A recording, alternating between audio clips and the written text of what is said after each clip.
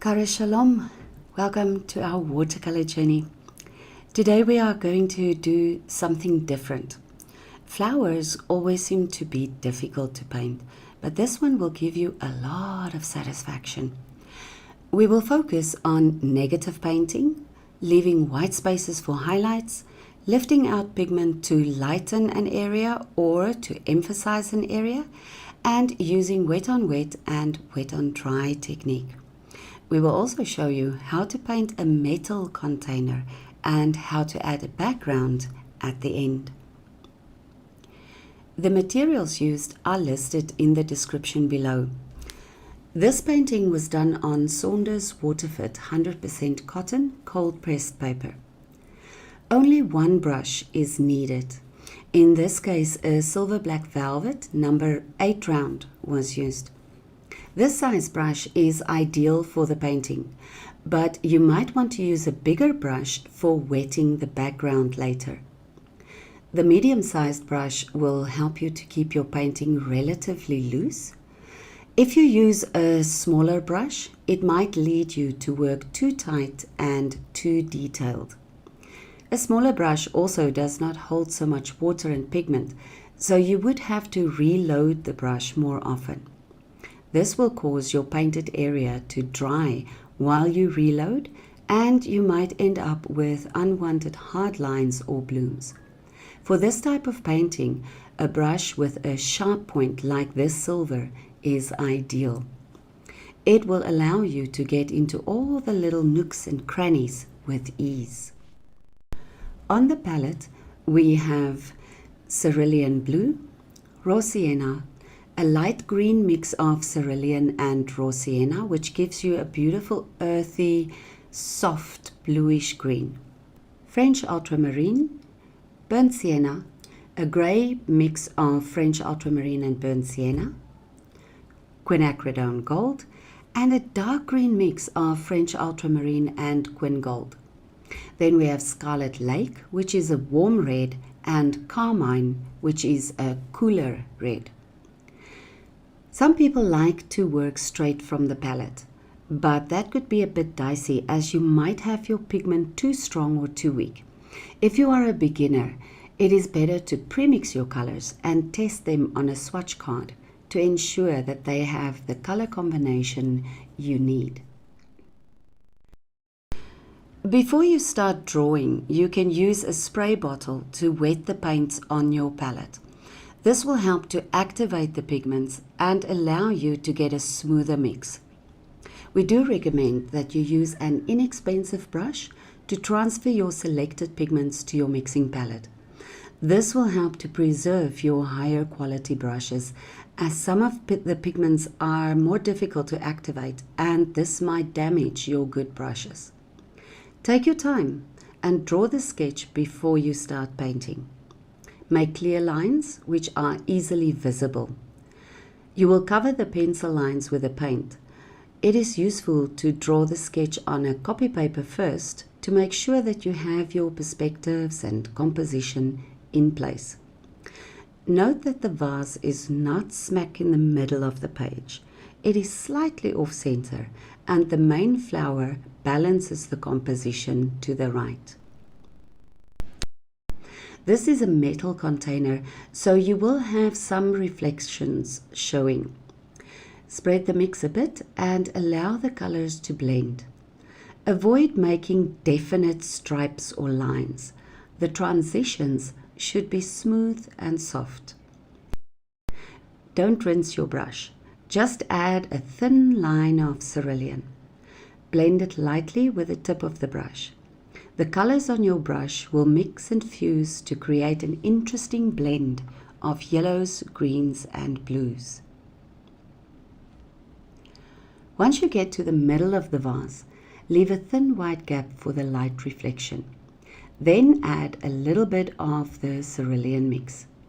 Blend some raw sienna into the mix and then add some French ultramarine. You are now moving to the shadow side of the vase, so your colors will be cooler and darker. Add a touch of the carmine to the ultramarine to diffuse the starkness of the blue and to soften the shadow a bit. Because your paper is wet, the paint will make spidery lines. Use the tip of the brush to gently blend the spider webs into a smooth transition.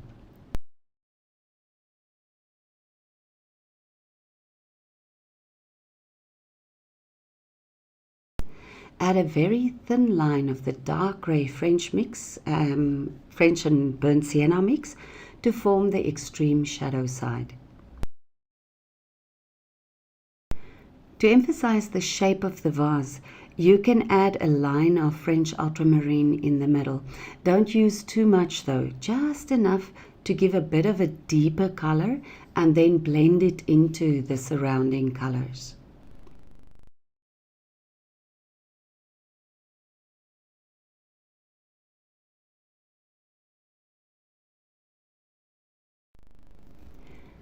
Rinse the brush thoroughly and pat it onto a paper towel to get rid of the excess water. Then use the brush to lift out some highlights on the container. Wipe the brush on the towel to get rid of the pigment and then lift out some more.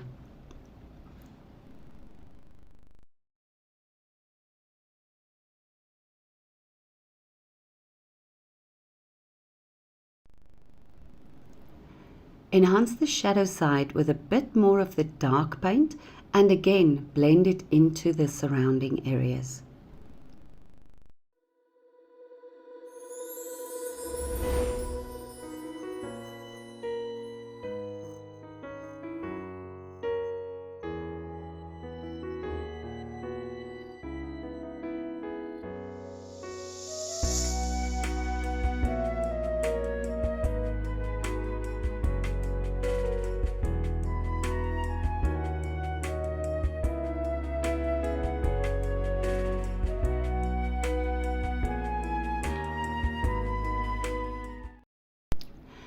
Now we move on to the cloth.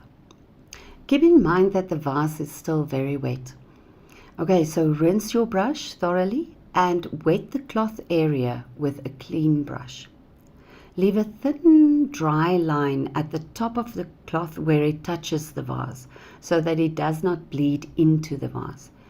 You can wet the cloth in patches to give a more interesting texture. Add some of the dark mix to the bottom edge of the cloth for the shadow line. You can design your own pattern on the cloth by adding the blues and a touch of red to the cloth. Leave plenty of white spaces to resemble a white cloth with patterns on it. The blues and red will harmonize with the vase and the flower.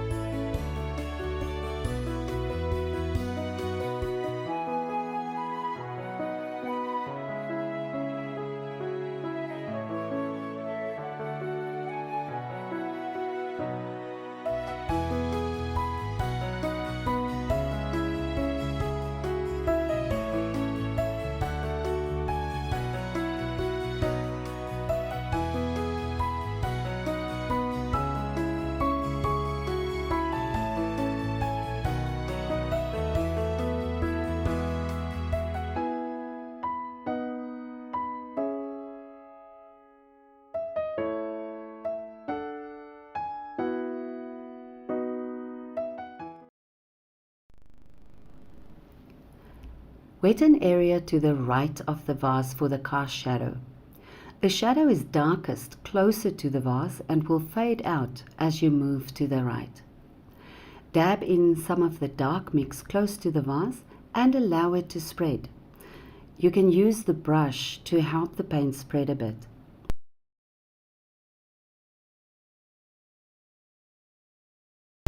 Add some French ultramarine to make the shadow cooler.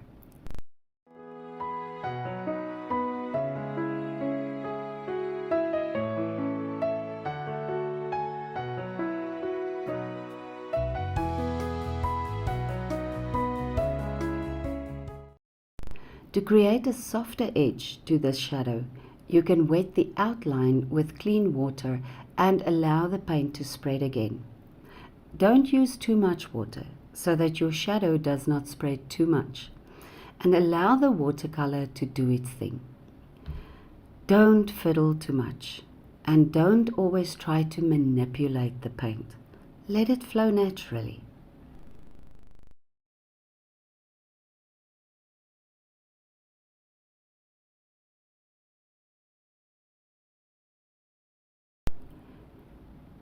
You can now allow the painting to dry. Next, we are going to start with the flower. Use clean water and wet the entire front petal. The front petal is closest to the viewer, so the color on it will be a touch warmer than those at the back. This will help to create depth. Use the tip of the brush and dab in a touch of Quinacridone Gold in the bottom and top left of the petal.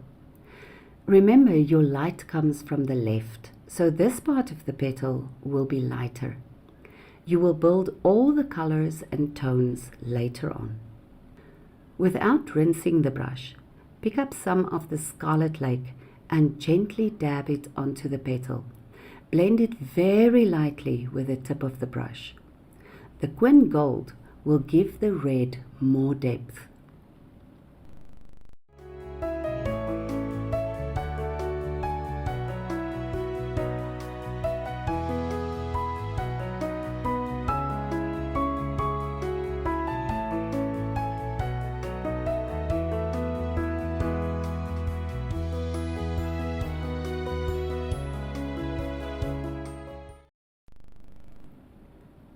Now add some Carmine to the right of the petal. You can also use rose madder or alizarin crimson. Any cooler red will do, as this is the shadow side of the petal.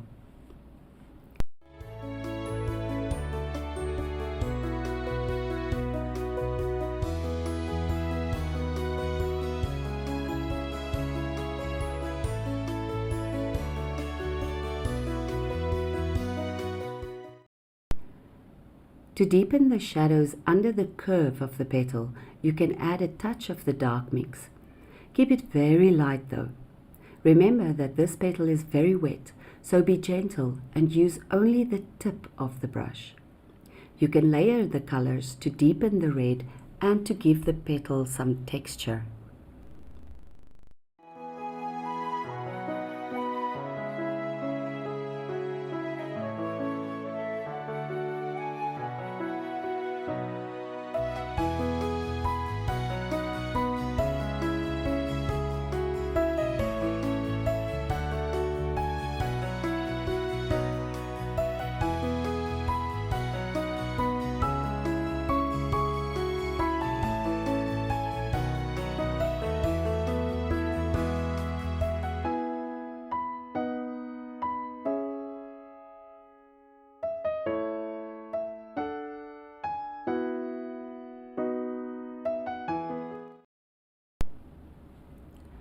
While the petal is drying, you can now move on to the stems. Use the greens and blues on the palette to color the stems. Take care when you draw the stem on the flower, as it might bleed into the petal. Leave a tiny white gap if you are worried that it will bleed. You can always close the gap later. When drawing the stems, avoid making one solid line. Remember that there is a play of light and shadow on the stems. By using short, broken strokes, you will capture these light and dark areas and will give the stem a more natural look. Add a thin line of the dark green to the shadow side of each of the stems. You can also dab in touches of burnt sienna to give a bit of warmth. Follow the same process with the other stems, but try to vary the amount of light and dark green. The stems shouldn't all have a uniform color. Try to create variety by adding touches of Quinacridone Gold or burnt sienna.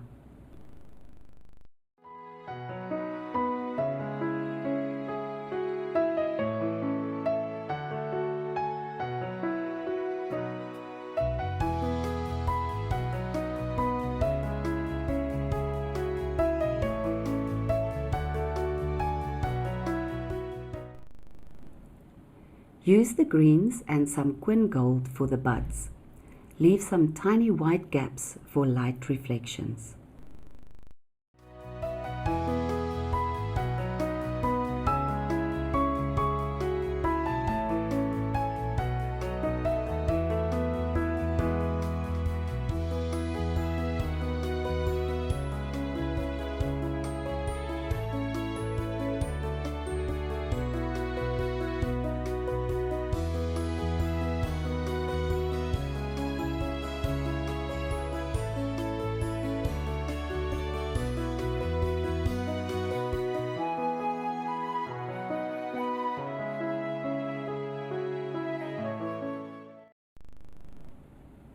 Add a dab of scarlet to the tip of the bud. Rinse the brush, pat it dry, and then gently blend the color into the bud. Add a tiny bit of dark mix for definition.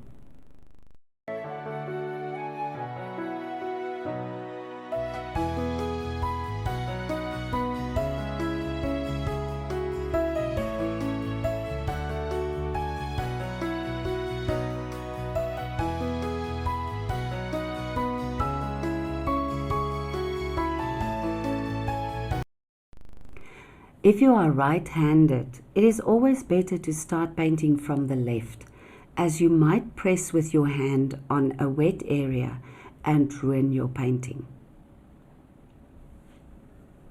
Remember, when you paint the stems, to leave some white patches for the light reflection.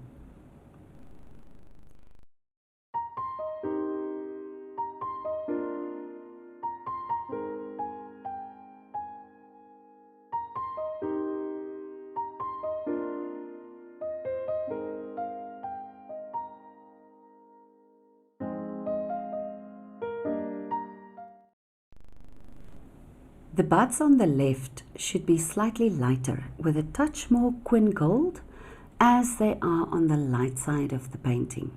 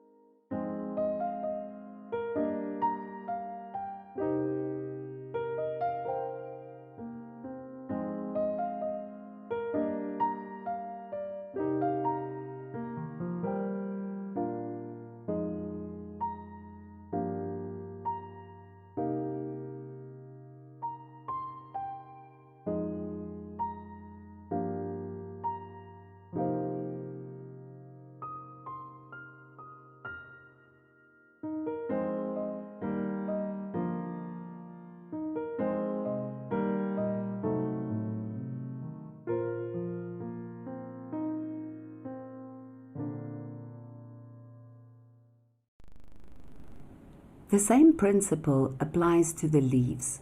Use more yellow on the left of each leaf and add some more dark green to the right, still leaving a few white patches to help shape the leaf. The two leaves in front are slightly more defined than the one at the back, as they are closer to the viewer.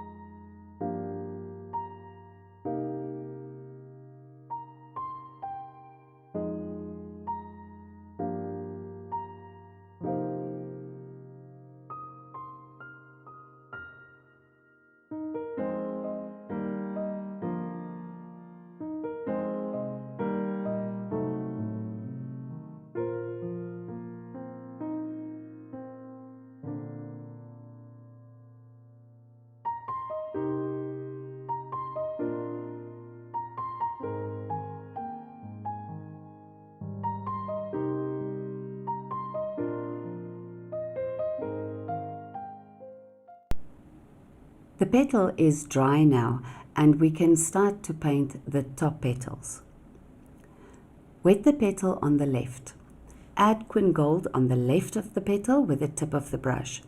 Then rinse the brush and pick up some scarlet and drip it lightly into the yellow.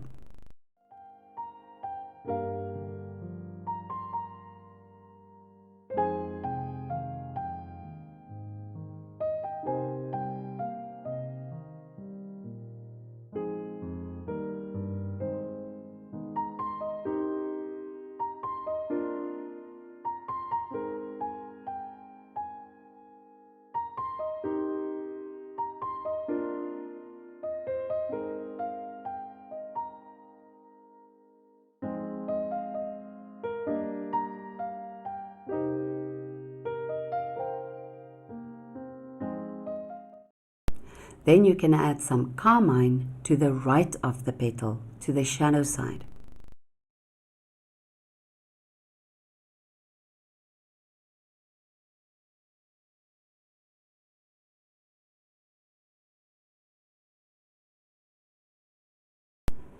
Add some of the dark to the heart of the petal. The poppy has a beautiful dark base. Add a bit of the dark to the top of the petal for texture and variation. Add water to the next petal.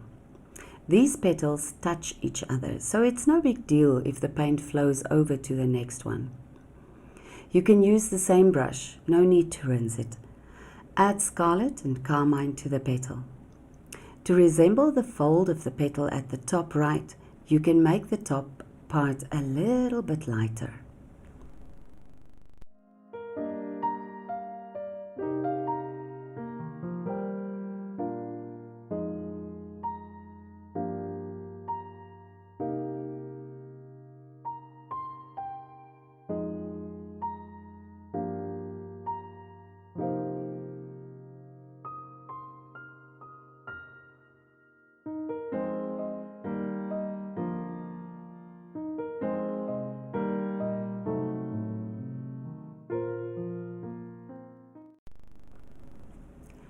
Add some dark paint to the heart here as well. Tip it in very lightly and allow it to spread by itself. Here you can also add touches of dark to the edges of the petal.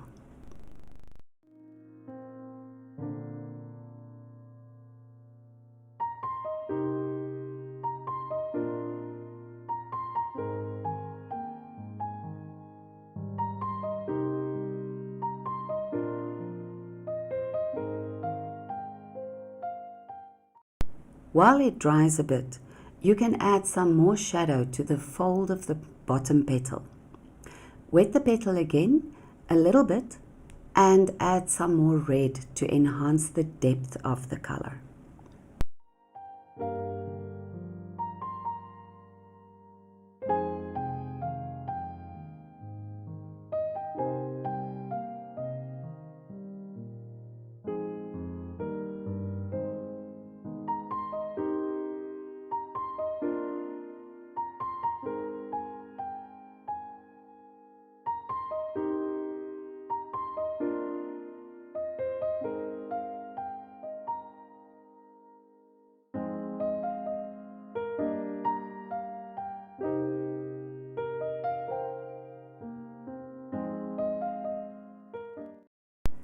Now you can allow the painting to dry again. You can use a hair dryer to speed up the process, or you can let it dry naturally. Next, you can add another layer of green to the leaves. The layers will darken the leaves and give more texture and depth.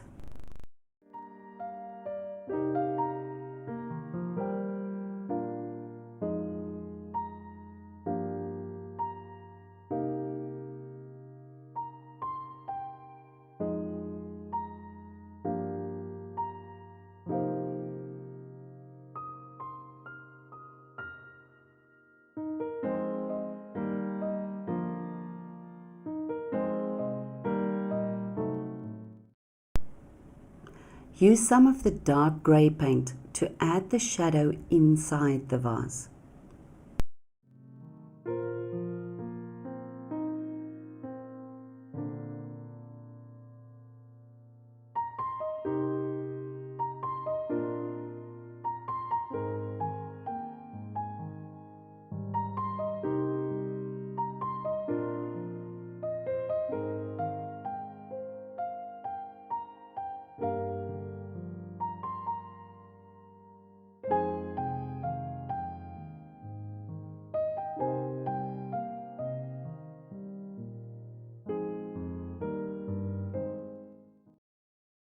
Add a slight shadow line to the stems again, just to bring more definition to the stems.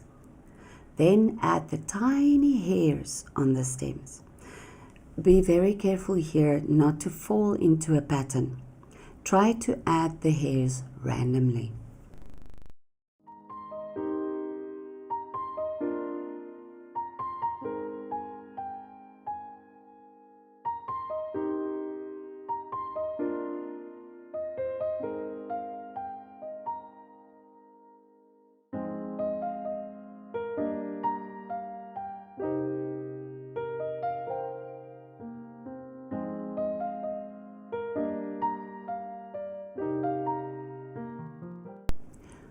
Wet the foreground up to the bottom third of the paper and then add some burnt sienna.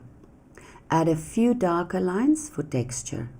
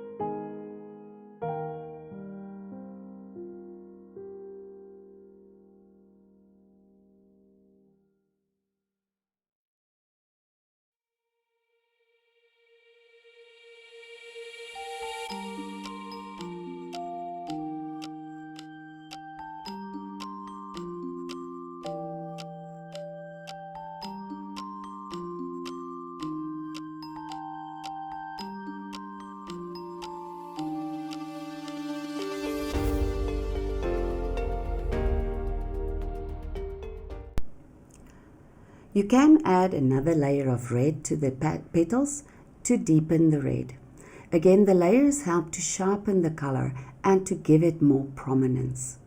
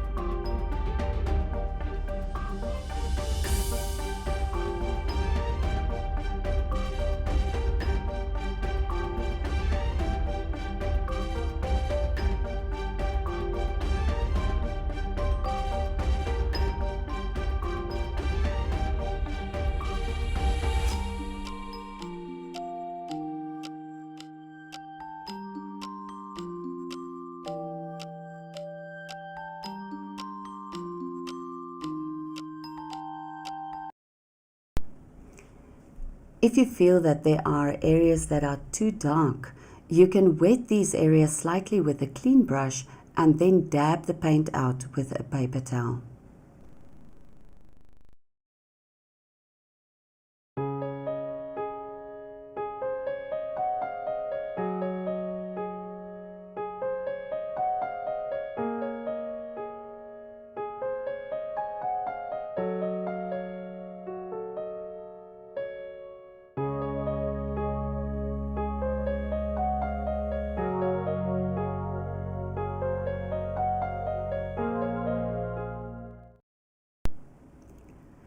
Add a touch of the blue-green to the center of the flower.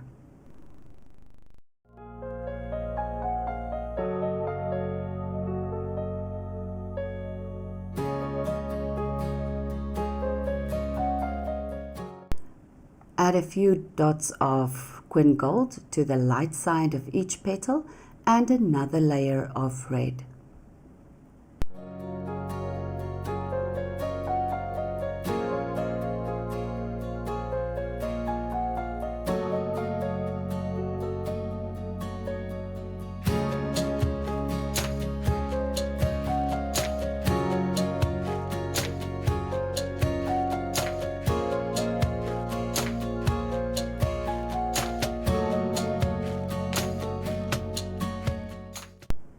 To define the cloth some more, you can add a broken line of dark paint to the bottom edge of the cloth.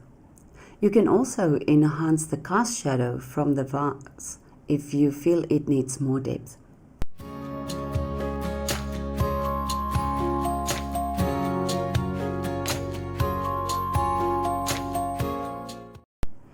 You can add some dark lines to define the buds a bit more, but don't overdo it.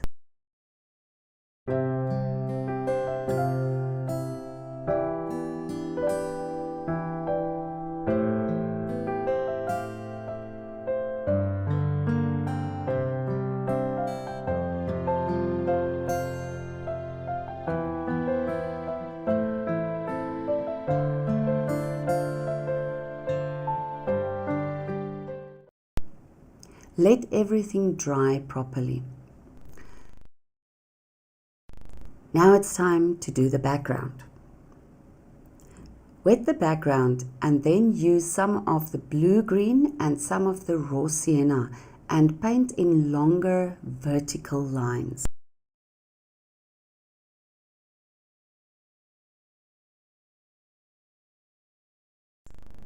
Use the water to blend the paint and create smooth transitions. The background resembles wallpaper, and this is reflected in the metal vase.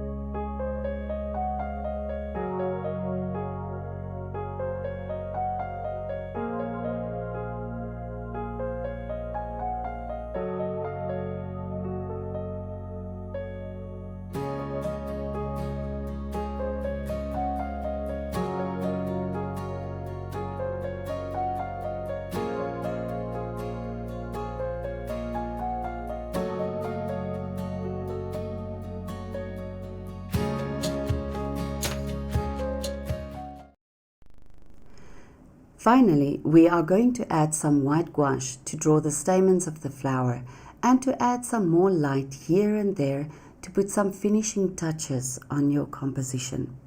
But again, please don't fiddle too much. If you think it needs something more, then just stop. It is quite easy to destroy your beautiful painting by adding just one more thing. Put down your brush as soon as you find that you see mistakes or places where you can make it better. That's usually when you start overdoing and overworking your painting.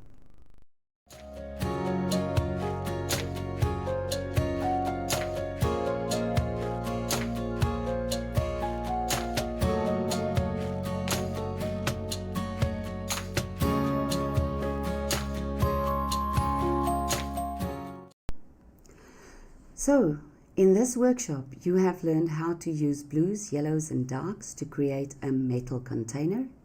You have also learned how to use yellow to enhance the red in a flower.